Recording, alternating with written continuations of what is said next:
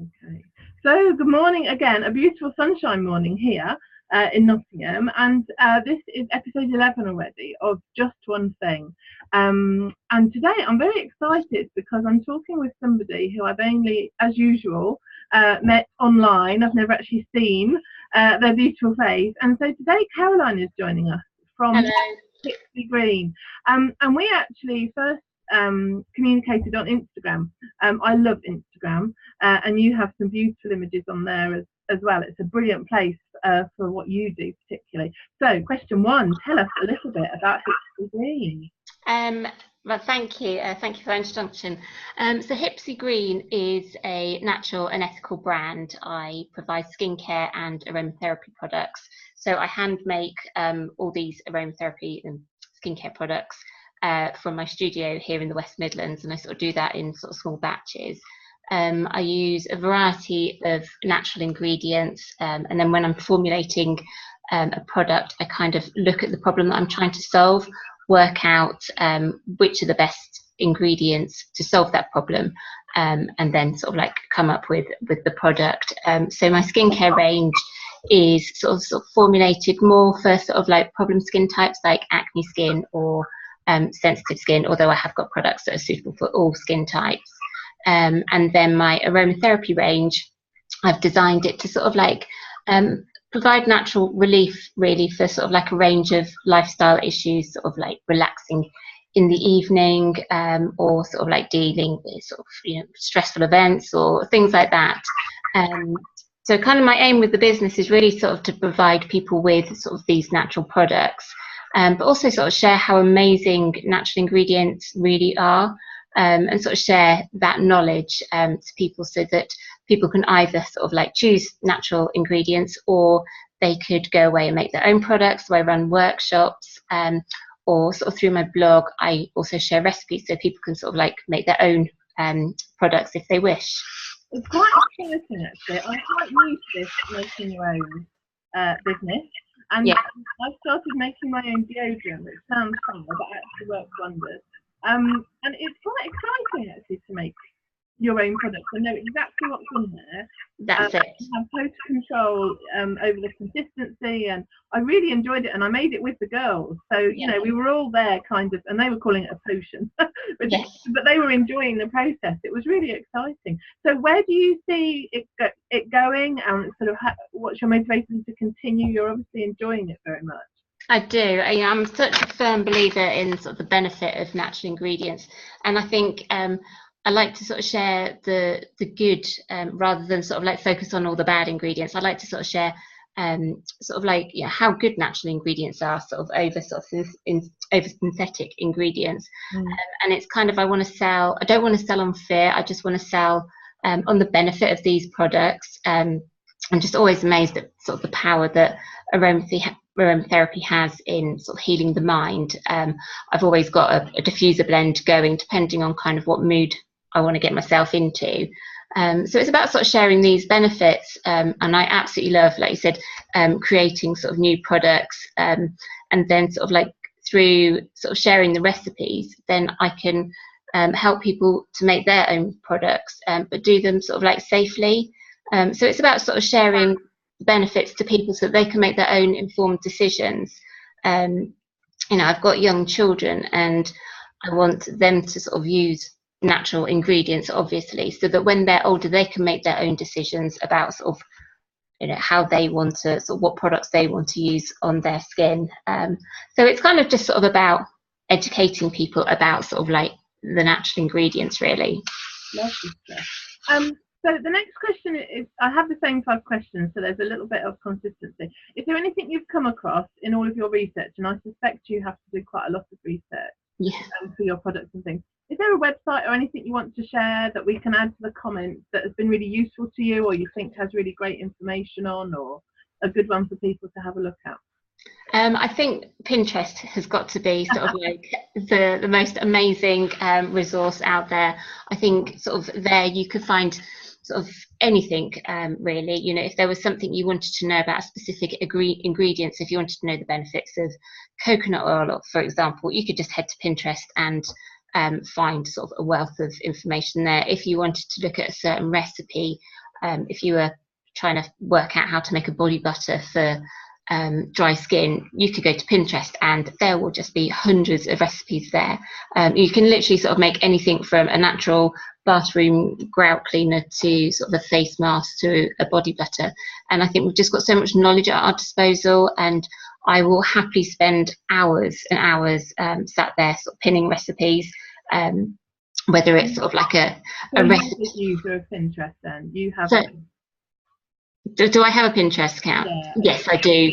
Yeah. And then on my Pinterest account, I pin sort of obviously my recipes, but I also pin lots of other people's recipes. So these are recipes that I feel are safe for other people to sort of like do, because some of them, you know, there are so many recipes out there, but some of them you do need to sort of be a bit cautious of. They might not be as safe as others. So just sort of look who is writing the recipe, sort of look at their experience and see if, you know, their sort of qualifications. But yeah, so I mean, I absolutely love Pinterest. That is such good advice. I have a background in mental health, and I see so much out there, so many people who, you know, have good in their heart and want to support other people, but I get so nervous when I hear this kind of, you know, solve your anxiety in my one workshop for £99, and I just think, oh, what does that, I know that person may have lived experience, but do they also have professional guidance and all that other knowledge that comes with qualifications? And yes, so I'm sure in your industry there are the same concerns around safety sometimes. Yeah, I think just sort of look at the person that's written the recipe, look at their sort of qualifications, their background, and you know, sort of make your own sort of judgment call on it. But yeah, just sort of go with it with a little bit of caution. Most of the recipes out there are completely safe, but just sort of a little bit of common sense sometimes. Yeah, that is very good advice. So the next question is always more of a physical question. So, you know, we have the internet, which is a wonderful thing. But a lot of us also have 3D objects, gadgets or tools that we find useful. And I have to say, we've not had the same one twice, which has been quite exciting on here. So is there a gadget that you have come across that you think has aided you in life? When I was looking at this question, I was sort of like, you know, should I sort of do some gadget that I use to make products? But the one gadget I really couldn't live without is got to be my camera. I think, you know, for taking pictures of like my products or just recording videos of sort of how to make certain products, I think, you know, it's just, I could not live without it. I couldn't live without Instagram either. You know, it's a wonderful sort of visual platform where, you know, I can share recipes, I can share sort of like diffuser blend recipes that I've got going on that day, or I can share sort of, you know, yesterday I shared a bar salt recipe for sort of muscle aches. You know, it's the London Marathon, so you know, you can sort of share sort of so much, and if you sort of like have a sort of like carefully constructed image, you can sort of give so much information to people. We're all so time poor. We haven't got the time to sort of read endless amounts of blogs, but one sort of image that sort of encompasses everything, you know, and I think so, you know, yeah, my camera has got to be my definite sort of gadget that I could not live without. It's funny how it changes your life, Instagram. Yeah. My husband thinks it's hilarious that I now take photos of, you know, and he'll sometimes wait before he eats his dinner. He's like, I'm guessing you're going to want to take a picture of that. Yeah. It does change your life. Absolutely, yeah. That's a really good gadget though. And again, it's not one we've had before. It's fantastic. So the purpose of these interviews was really to try and encourage people, because I was there myself, where there's so much we could do. You know, there's so much sort of knowledge and information, and you know, we should be cutting plastic and we should be eating like this and we should be not doing this and doing this, and it sometimes gets a bit overwhelming. So I decided to just tackle one thing at a time. So you know, I started washing up the yogurt pots, and when that became a habit, I moved on to the next thing I could do. So this series is really just to try and share knowledge and really great businesses, which I'm thrilled to be doing, but also to help people just think of one thing that they could change or one thing they could do that would make a difference. Yeah. So can you help us with this one thing? Yeah. like obviously not everybody has got the time to sort of like create their own natural products, so I wouldn't sort of share that as my just one thing.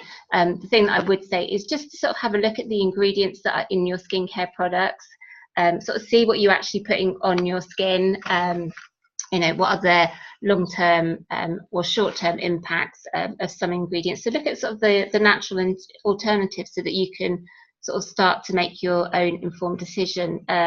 I did do a blog probably earlier this year about how you can start a natural skincare regime, and in that I had like an infographic that sort of showed some of the synthetic ingredients and how to look for sort of those names and sort of then look for the sort of natural alternatives. So I'm more than happy to put that infographic up in Facebook group. That would be brilliant. So it's just sort of like looking at the labels and sort of, you know, sort of just really sort of starting to think about what you are actually putting on your skin, and is there, you know, sort of a natural alternative that you could sort of make. I guess because we forget, or I definitely forget, how porous our skin is. And so actually it's not just going on the outside, it's going in, and it's going into your system, isn't it? So it's a really crucial thing. Yeah. I have one quick question, if you don't mind, if you have sure. time. I saw, and I shared it in my group because I was kind of curious about it. I saw a homemade recipe for sun cream. Right. And I thought, oh, isn't that marvellous? And then my safety magnet kicked in, and I thought, actually, is it safe to make your own sun cream? Is it just that you need to apply it more often, or? Yeah, I personally wouldn't make my own suntan lotion, purely because I think, you know, you have got to have years of sort of formulating experience in that particular field, which I obviously don't have. I don't. There is sort of one ingredient that you can use, but I wouldn't know what sort of SPF it would give you. So there are sort of natural suntan lotions out there. I can't think of a recommendation at the moment, but I would probably go more with sort of buying something than actually making something for myself. Yeah, my initial reaction was, oh, marvellous, I'll make loads of that. And then I did think, I don't know, actually. It said, I mean, it was one of those short animation films, you know, with disembodied hands. And then it said at the bottom, I think it said SPF 20, and I just thought, you know what, I don't want to have to reapply to my kids every 20 minutes in the summer. That's just chaos. And I have 4, so by the time I got to the end, I'd have to start again. So that, yeah, I'm glad I wasn't being over cautious then. No, I think where it comes to sort of the sun and everything, I think I think you should be sort of cautious. So yeah, sensible choice. Brilliant.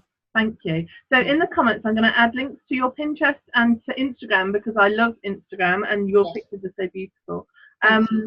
If you want to add that infographic, that would be really interesting for us to have a look at. I'll add my Pinterest as well, because why not? It's been so interesting to talk to you today. Thank you so much. I'm just looking at behind you. You have lots of jars of interesting things. Yes, these are sort of some of the ingredients. I've got my Aromatherapy diffuser blend going on there as well in the background, and sort of yes, I've got some jars of clays, and on the top shelf there's some chamomile and rose petals. So yeah. Sounds wonderful. What a beautiful place to work. Yeah, thank you. Your workshop. My shed is just a bit dreary. I need to get something more groovy going on here. And I need a diffuser. That sounds good as well. I have the dog, you see, so I have to combat dog smells. Yeah. In the shed. Aromatherapy sounds fabulous solution. It is, yes. Well, it's been so lovely to have you, Caroline. Thank you so Claire. much for joining us. I shall press my magic button now, and thank you very much again. Thank you.